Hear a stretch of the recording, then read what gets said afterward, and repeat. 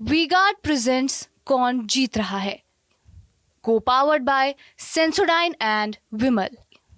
बोलो जुबां केसरी। लोकसभा चुनाव से पहले कांग्रेस का हाथ छोड़कर बीजेपी का दामन थामने वाले अक्षय कांति बम को इंदौर हाईकोर्ट ने राहत दे दी है। 17 साल पुराने 307 जैसी धाराओं वाले केस में इंदौर हाईकोर्ट ने उन्हें अग्रिम जमानत दी है। इससे पहले कोर्ट ने अक्षय कांति बम और उनके पिता के खिलाफ गिरफ्तारी वारंट जारी किया था, क्योंकि काफी समय से वो कोर्ट में पेश नहीं हो रहे थे।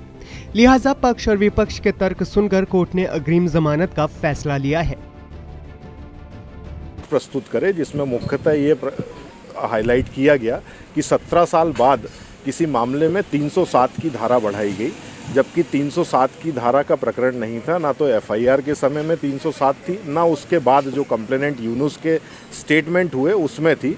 19 दिन बाद एक स्टेटमेंट रिकॉर्ड होते हैं जिसमें 307 का रेफरेंस आता है कि गोली चलाई गई थी।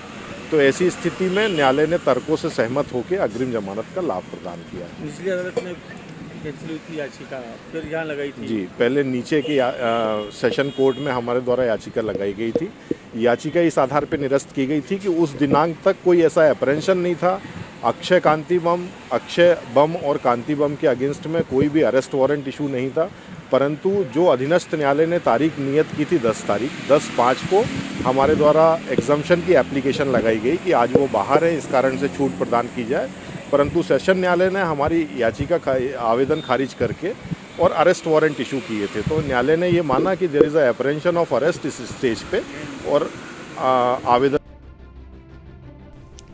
बता दें, ये मामला जमीनी विवाद से जुड़ा है। साल 2007 में अक्षय कांति बम और उनके पिता पर केस दर्ज हुआ था।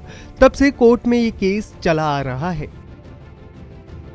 2007 में उनका ये एलिगेशन था कि जब मैं ज़मीन पे था उस समय में कुछ लोग आए कांति बम के साथ में, कांति बम और अक्षय बम के साथ में, और उनके द्वारा मारा पीटी की गई। जबकि इसके विपरीत जो पहली एफआईआर दर्ज वर्ष 2007 में हुई थी वो अक्षय कांति बम की ओर से पहली एफआईआर हुई थी। 580 क्राइम नंबर था उसका 2007 का। और जो यूनुस पटेल की एफआईआर हुई थी वो सब्सिक्वेंट एफआईआर थी जिसका क्राइम नंबर 581/2007 था। तो जिन बेलेबल धाराओं में उस समय जमानत दर्ज हुई थी, 2007 के बाद में 2014 में चालान पेश किया गया। 2014 में हमारे द्वारा आवेदन प्रस्तुत किया गया जमानत का। ट्रायल कोर्ट ने चूंकि बेलेबल ऑफेंसेस थे इसलिए उसी समय जमानत मंजूर कर ली। 2014 से हम लगातार 2024 तक न्यायालय में उपस्थित होते रहे अक्षय कांति बम की ओर से। इसके बाद 2024 में एक आवेदन फरियादी द्वारा लगाया गया कि इसमें 307 का भी ऑफेंस बनता है और 307 की धारा बढ़ाई। फिलहाल अक्षय कांति बम को अग्रिम जमानत मिल गई है। बता दें, जब से कोर्ट ने अक्षय कांति बम के खिलाफ गिरफ्तारी वारंट जारी किया था तब से अक्षय कांति बम लापता थे। पुलिस और कांग्रेस मिलकर भी उनका पता नहीं लगा पाई थी।